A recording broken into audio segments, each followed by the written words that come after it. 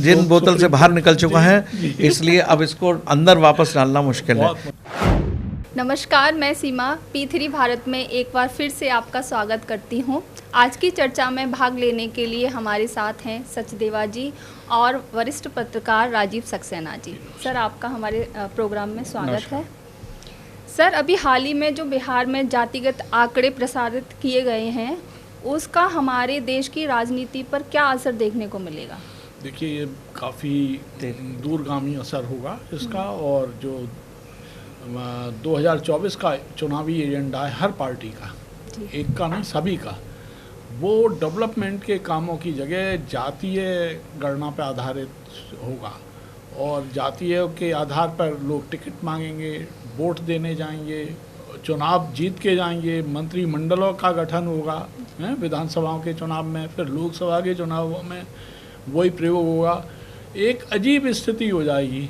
मैं इस संबंध में एक याद दिलाना चाहता हूँ कि वीपी सिंह जी आए थे देश की तरक्की और अपव्यय के नाम पर, और वो चूँकि चुनाव तो जीत गए पर उन्हें जनाधार शून्य लगा। जैसे आज बिहार के तमाम राजनीतिज्ञों को अपना जनाधार नहीं लग रहा है, स्थापित राजनीतिज्ञों को नहीं लग रहा है, तो उन्होंने एक कार्ड खेला, वो था पिछड़ा वर्ग आयोग का कार्ड। ये 1977 में जो जनता पार्टी की सरकार आई थी, तब ये मंडल कमीशन का गठन हुआ था। इसके बाद रख दिया गया एक तरफ कमीशन की रिपोर्ट को, पर वीपी सिंह को लगा कि इस रिपोर्ट को हम निकालेंगे तो ये हमारा वोट बैंक बन जाएगा, हम चुनाव जीत जाएंगे।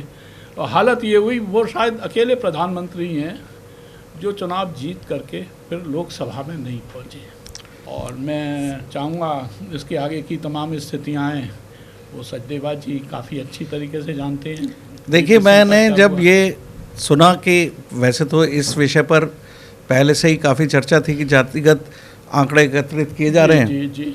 लेकिन आंकड़ों को जारी करके मुझे लगता है कि बिहार की गवर्नमेंट, विशेषकर नीतीश कुमार, अपने पैरों में खुद कुल्हाड़ी मार चुके हैं। जी।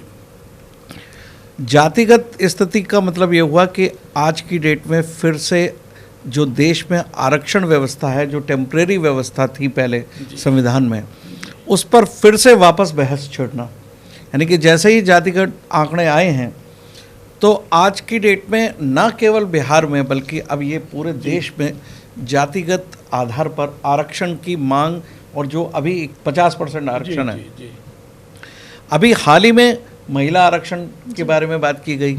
अब उसमें भी अभी निश्चित रूप से कैलकुलेशन होगा कि किस आरक्षण में क्या आरक्षण होगा।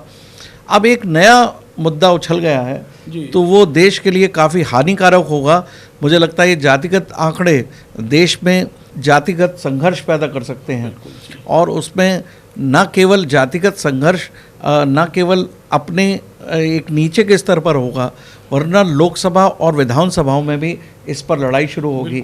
और जो जिस तरह से टिकट वितरण होगा वो बहुत ही खतरनाक स्टेज पर आएगा। शायद इसी वजह से मैं समझता हूँ कि बिहार के मुख्यमंत्री ने ये घोषणा करने के बाद फिर अब विभिन्न पार्टियों की मीटिंग बुलाई है 9 तारीख को। यानी कि वो इस मुद्दे को कुछ हल्का करना चाहते हैं, या अन्य पार्टी से बात करके कुछ इस चीज़ों को अभी स्थगित करना चाहते हैं। लेकिन चूंकि एक बार आंकड़े आ चुके हैं तो अब उस पर राजनीति तो सक्सेना साहब होगी। बिल्कुल होगी। देखिए, ये जातीय आरक्षण की बात है, ये काफ़ी समय तक टाली जाती रही। बिहार ने जो खेल शुरू किया है वो बिहार में ही सबसे पहले असर दे। पहले से इस देश में आरक्षण के नाम पर प्रतिभाओं को काफ़ी कुछ देखने को मिलता था। अब लोकसभा में भी इसी तरह की स्थिति होगी। जब लोकसभा और विधानसभाओं में होगी तो निश्चित रूप से मैं समझता हूं कि सारे सरकारी डिपार्टमेंट्स में भी जातिगत जहर फिर से फैलेगा। और रिजर्वेशन का, संविधान का जो रिजर्वेशन का पोर्शन है वो मेरे ख्याल से लगता है गवर्नमेंट को फिर से रिव्यू करना पड़ जाएगा। नहीं, मैं एक चीज़ कहना चाहता हूं कि ये जो आरक्षण का प्रतिशत की बात करते हैं, इतने प्रतिशत, देखिए 50% जो सीमा तय की गई है वो आरक्षण की तय की गई है जी, और 50% अनारक्षित की गई है। अगर आप में क्षमता है, ये सब ताकत है, तो आप अनारक्षित सीटों पे आगे यानी कि वही मैं आपसे कह रहा हूँ कि अभी वो 50% में फिर से डिस्ट्रीब्यूशन होगा, क्योंकि आरक्षण की मैक्सिमम सीमा 50% है। तो यदि 50% में ये आंकड़े अप्लाई किए तो जाएंगे, सर मैं ये जानना चाहूँगी कि ऐसी स्थिति में महिला आरक्षण और जातिगत आरक्षण एक साथ कैसे चलेगा? देखिए दोनों विकल्प जिस तरह के हैं, दोनों की धाराएं अलग हैं। अगर देखा जाए तो महिला आरक्षण तो अपने आप में एक महत्वपूर्ण पॉइंट था, जिसमें कि आधी आबादी को रिप्रेजेंटेशन देना। जहाँ तक मेरे व्यक्तिगत अपने राय का सवाल है, मैं समझता हूँ 33% आरक्षण भी गलत दिया गया है। उसमें आरक्षण का मतलब ये नहीं है, मैं तो समझता हूँ उस देश के आधी आबादी को रिप्रेजेंटेशन देना चाहिए था, और वो भी आधा ऑलमोस्ट इक्वल पोजीशन है। तो 33% आरक्षण वर्ड पे मुझे अभी भी आज भी एतराज़ है, और इस एतराज़ के साथ साथ एक जातिगत आरक्षण आ गया है, यानी कि जो महिलाओं को भी 33% दिया गया है, तो क्या वो महिलाएं भी जातिगत रूप से ही डिस्ट्रीब्यूट हो जाएंगी 33% में? तो मुझे नहीं लगता कि प्रतिभाओं को कुछ रिप्रेजेंटेशन मिल पाएगा। एक सिंपल सी सिचुएशन थी। अगर मैं आरक्षण की बात करूं तो इस देश को मॉडिफाइड मैनर में आरक्षण 2 जगह से मिलना चाहिए। महिलाओं का जो रिप्रेजेंटेशन है वो तो आधी आबादी की बात है कि आधी आबादी का रिप्रेजेंटेशन हर जगह होता है, तो उसमें आरक्षण वर्ड यूज़ नहीं होना चाहिए।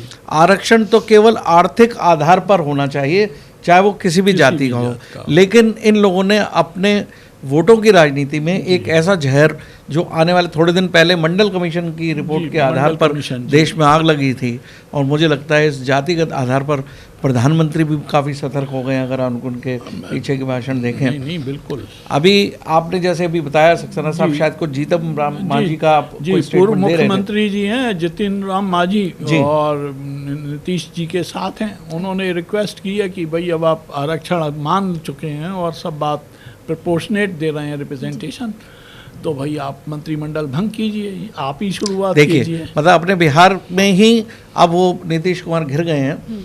तो सीमा जी, आप महिलाओं की रिप्रेजेंटेशन करती हैं, तो ये महिलाओं की तरफ से आना चाहिए कि आरक्षण शब्द आपके लिए भी गलत इस्तेमाल हुआ है। आपका प्रतिनिधित्व बनता है, ना कि आरक्षण। तो ये बात भी हम अपने देश के प्रधानमंत्री तक पहुंचाना चाहेंगे।